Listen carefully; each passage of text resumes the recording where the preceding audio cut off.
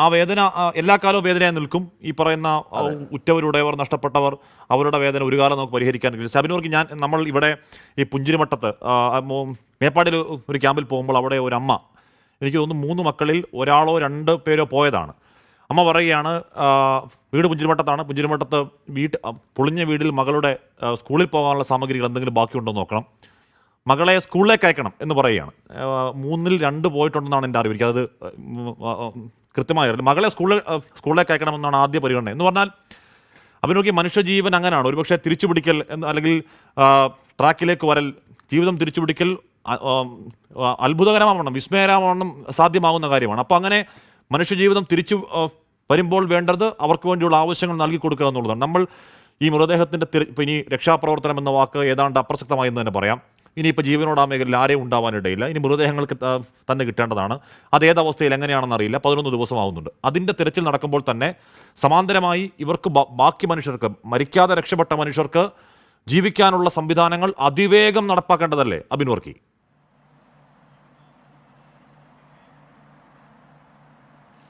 തീർച്ചയായിട്ടും ഹാഷ്മി, ഇപ്പോൾ നമ്മൾ ആ മേഖലയിലൂടെ പോകുമ്പോൾ അവർ പറഞ്ഞത് കണ്ണടച്ച് തുറന്നപ്പോൾ രാത്രി വളരെ സുഖകരമായി ഭക്ഷണം കഴിച്ച് കിടന്നുറങ്ങിയവരാണ്.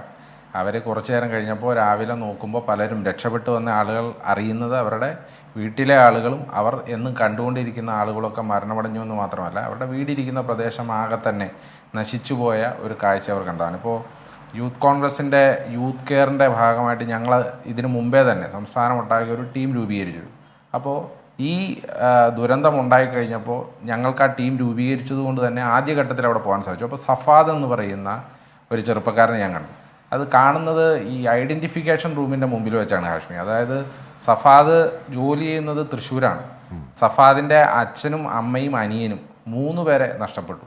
അപ്പോൾ ഓരോ ബോഡി വരുമ്പോഴും ഈ സഫാദ് ആ ബോഡിയുടെ അടുക്ക ചെന്ന് നോക്കുന്ന ഒരു കാഴ്ചയുണ്ട്. സത്യം പറഞ്ഞാൽ അത് നമുക്കൊക്കെ ഒരു വലിയ വേദനയാണ്. കാരണം ഈ ബോഡിയാണ് വരുന്നതെന്നറിയാം, പക്ഷേ എങ്കിലും തൻ്റെ പിതാവിൻ്റെയും മാതാവിൻ്റെയും അല്ലെങ്കിൽ അനിയൻ്റെയും ബോഡി കണ്ടെത്തി അവസാനമായി അവർക്ക് വേണ്ട ഫ്യൂണറൽ അവരുടെ മതവിശ്വാസ പ്രകാരം ഒന്ന് നടത്തണമെന്നുള്ളൊരു ആഗ്രഹം മാത്രം ബാക്കി വെച്ചുകൊണ്ട് തൻ്റെ ഉറ്റവർ ഒരു രാത്രി പോയപ്പോൾ ഇല്ല എന്നുള്ള യാഥാർത്ഥ്യം ഉൾക്കൊള്ളാനാകാതെ ആ ഐഡൻറ്റിഫിക്കേഷൻ റൂമിൻ്റെ മുമ്പിൽ നിൽക്കുന്ന ചില കാഴ്ചകളുണ്ട്.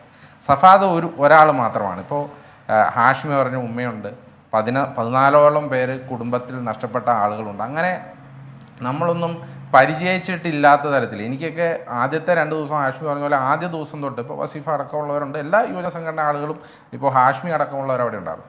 ആദ്യത്തെ 2 ദിവസമൊന്നും നമുക്ക് തന്നെ അവിടെ പിടിച്ചു നിൽക്കാൻ പറ്റാത്ത ഒരവസ്ഥയാണ്. കാരണം നമ്മൾ ആ മോർച്ചറി മുറിയുടെ മുമ്പിൽ നിൽക്കുമ്പോൾ ഒരു പഠിച്ചുകൊണ്ടിരിക്കുന്ന ക്ലാസ് മുറികൾ താൽക്കാലിക മോർച്ചറികളായി മാറുമ്പോൾ അങ്ങോട്ട് ബോഡികൾ അടുക്കി വരുന്നത് കാണുമ്പോൾ സത്യം പറഞ്ഞാൽ ആദ്യത്തെ 2 ദിവസം തന്നെ നമുക്ക് തന്നെ വലിയ വലിയ പ്രയാസമാണ് അവിടെ നിൽക്കാൻ. പക്ഷെ പിന്നീട് നമ്മൾ ആ മേഖലയിലേക്ക് കടന്നു ചെല്ലുമ്പോഴാണ് ഈ ദുരന്തത്തിൻ്റെ യഥാർത്ഥ വ്യാപ്തി മനസ്സിലാക്കുന്നത്. ഇപ്പോൾ ഹാഷ്മിക്ക് അറിയാലോ, അതായത് മേപ്പാടി കഴിഞ്ഞ് ചൂരൽമല, ഈ ചൂരൽമലയുടെ മുകളിൽ മുണ്ടക്കയുടെ മുകളിൽ പുഞ്ചിരിവട്ടത്തിൻ്റെ മുകളിൽ വെള്ളരിമല, ഈ വെള്ളരിമലയിൽ നിന്ന് തുടങ്ങിയ ഈ ദുരന്തം ഇപ്പം നമുക്കിതിൻ്റെ ഒരു യഥാർത്ഥ കണക്ക് മേപ്പാടി പഞ്ചായത്തിലെ 10, 11, 12 3 വാർഡുകൾ ഒന്നാകെ തന്നെ പോയിരിക്കുകയാണ്. അപ്പോൾ ഈ 3 വാർഡുകൾ ഒന്നാകെ തന്നെ പോകുമ്പോൾ ഈ 130 എന്നുള്ളൊരു മിസ്സിങ് കണക്ക് അത് അങ്ങനെ തന്നെ ആവണം എന്ന് ഞാനിപ്പോഴും ആഗ്രഹിക്കുകയാണ്. പക്ഷേ ആ 130 എന്ന മിസ്സിങ് കണക്ക് എത്രമാത്രം യാഥാർത്ഥ്യമാണ് എന്നുള്ളത് നമുക്കിപ്പോഴും സംശയമാണ്. കാരണം ഇപ്പോൾ ഹാഷ്മി കണ്ടു കാണും, നമ്മുടെ മുണ്ടക്കയിലെ ആ മുസ്ലിം പള്ളിയുടെ താഴെ അവിടെ 4 പാഡികളാണ് നിരന്നുണ്ടായിരുന്നത്. ഒരു പാഡിയിൽ ഏതാണ്ട് 70 പേരോളം താമസിച്ചിട്ടുണ്ടായിരുന്നു എന്നാണ് ആ പ്രദേശവാസികൾ പറയുന്നത്. അപ്പോൾ 4 പാഡികൾ എന്ന് പറയുമ്പോൾ ഏതാണ്ട് 300 ആളുകൾ ആ പാഡിയിൽ മാത്രം ജീവിച്ചിരുന്നവരുണ്ട്. അതിൽ ഭൂരിഭാഗം അന്യസംസ്ഥാന തൊഴിലാളികളാണ്. അവരുടെ ഒരു യഥാർത്ഥ കണക്ക് പോലും നമുക്ക് ലഭിച്ചിട്ടില്ല എന്നുള്ളതാണ്.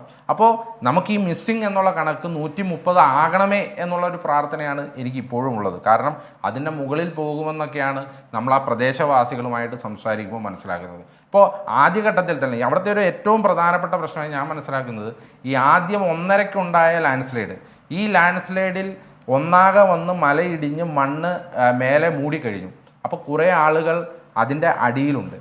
അപ്പം രണ്ടാമത് മറ്റൊരു ലാൻഡ്സ്ലൈഡ് വന്നപ്പോൾ ആദ്യത്തെ മണ്ണ് മൂടിയതിൻ്റെ മുകളിൽ വീണ്ടും 10-20 അടി പൊക്കത്തിൽ വീണ്ടും മണ്ണ് മൂടി എന്ന് പറയുമ്പോൾ ആദ്യത്തെ ലാൻഡ് സ്ലൈഡിലുള്ള ആളുകൾ ആദ്യത്തെ മണ്ണിൻ്റെ താഴെ ഇരിക്കുമ്പോൾ രണ്ടാമത് 20 അടി മുകളിൽ വീണ്ടും മണ്ണടിഞ്ഞു എന്ന് പറയുമ്പോൾ അതിൽ എത്രമാത്രം നമുക്കൊരു ഇനി തിരയാൻ പറ്റുമെന്നുള്ളത് ഒരു പ്രശ്നമാണ്. പക്ഷേ നമുക്ക് ഓരോ ജീവനും നമ്മൾ അപ്പോൾ മാധ്യമങ്ങളടക്കം നമ്മളെല്ലാവരും അർജുൻ്റെ ഒരു ജീവന് വേണ്ടി അല്ലെങ്കിൽ അർജുൻ്റെ ഒരു മൃതദേഹത്തിന് അല്ലെങ്കിൽ അർജുനെ എങ്ങനെ നമുക്ക് കണ്ടെത്താമെന്നുള്ളതിനെ പറ്റി നമ്മൾ ഒരാഴ്ചയോളം ഒരു ജീവന് വേണ്ടി നമ്മളെല്ലാം പരിശ്രമിച്ചിട്ടുണ്ട്.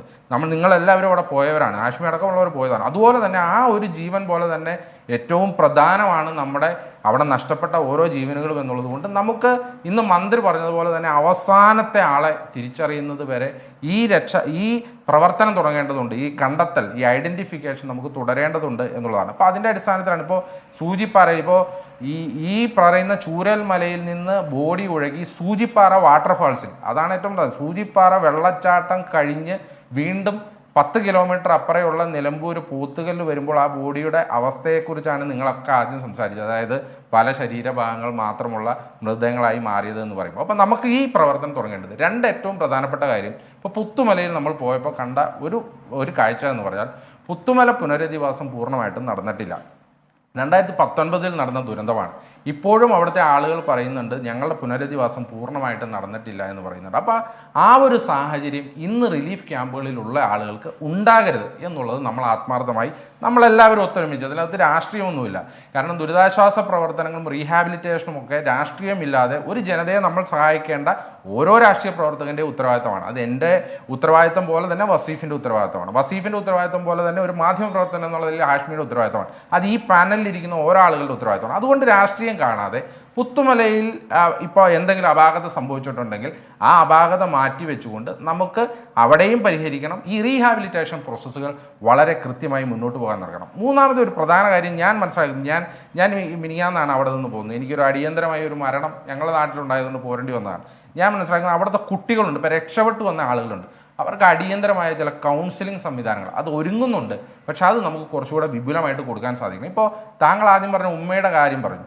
കുറേ ആളുകൾ പ്രതീക്ഷയോടുകൂടി അവിടെ കാത്തിരിക്കുകയാണ്. കുറേ ആളുകൾ ഇപ്പോഴും മെൻ്റൽ ട്രോമയിലാണ്. നമുക്ക് ആ മെൻ്റൽ ട്രോമയിലുള്ള കുട്ടികളെ, മുതിർന്ന ആളുകളെ അവരെ തിരിച്ച് ജീവിതത്തിലേക്ക് കൊണ്ടെത്തിക്കേണ്ടതുണ്ട്. അതിൻ്റെ കാരണം എന്താ ഹാഷ്മി?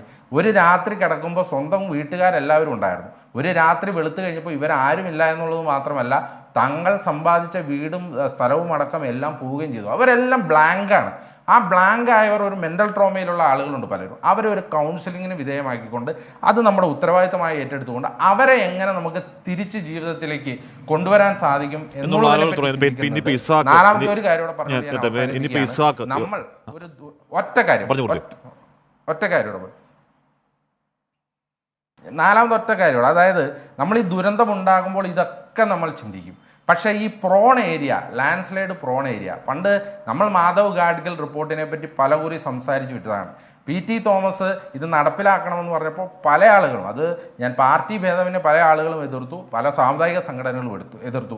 നമ്മൾ വെസ്റ്റേൺ ഗാർഡ്സിൻ്റെ സംരക്ഷണം എന്നുള്ളത് നമ്മുടെ കേരളത്തിൻ്റെ നിലനിൽപ്പിൻ്റെ ആവശ്യമായി പരിഗണിച്ചുകൊണ്ട് രാഷ്ട്രീയം മറന്നുകൊണ്ട് മാധവ് ഗാഡ്ഗിൽ റിപ്പോർട്ട് എന്താണെന്ന് പഠിച്ച് എങ്ങനെ നമുക്ക് പ്രായോഗികമായിട്ട് അത് കേരളത്തിൽ നടപ്പിലാക്കാമെന്നുള്ള സീരിയസ് ആയ ഒരു ഡിസ്കഷൻ. ഇന്നിപ്പോൾ ഇസാക്ക് എന്ന് പറയുന്ന ചെറുപ്പക്കാരൻ, വിദ്യാർത്ഥി, അവിടെ തിരയുന്ന സ്വന്തം പിതാവിന് മൃതദേഹമാണ് എന്ന് പറഞ്ഞാൽ അവൻ ജീവിതകാലത്ത് മറക്കും. ആ തിരച്ചിൽ അത് കിട്ടിയാലും കിട്ടിയില്ലെങ്കിലും ജീവിതകാലത്ത് മറക്കും. അങ്ങനെ ട്രോമകളുടെ ഒരു പരമ്പര അവിടെയുണ്ട്. നമുക്ക് അതിനെക്കുറിച്ചൊക്കെ വിശദമായി തന്നെ സംസാരിക്കണം.